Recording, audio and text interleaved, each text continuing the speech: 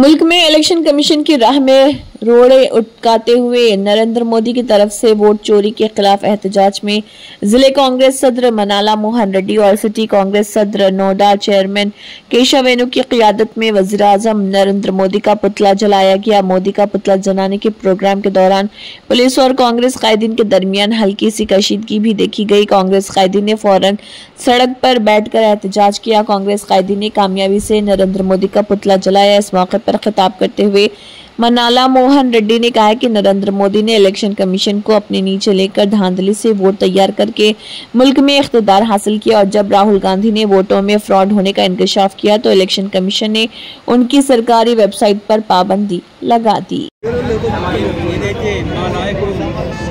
రాహుల్ గాంధీ గారు ఈ దేశంలో జరుగుతున్న ఓట్ల చోరీ గురించి ఓట్ల బయలు చేశాడు। అప్పటి నుంచి కూడా మోదీకి ఆయన పొత్తుగా ఉన్న ఈసీ కూడా వాళ్ళ భయం కాబట్టి ఆయన కాంగ్రెస్ పార్టీ జిల్లా కాంగ్రెస్ పార్టీ నిన్న రాహుల్ గాంధీ మరియు మిగతా ఎన్నికలను ప్రధానమంత్రి మోదీ దృష్టి తగలబెట్టడం అలాగే ఓటర్ కూడా మొత్తం దొంగతనంగా ఉన్న ఓటర్ లిస్టు కూడా తగలబెట్టడం జరిగింది। కాంగ్రెస్ పార్టీ ఆందోళన చేపట్టింది।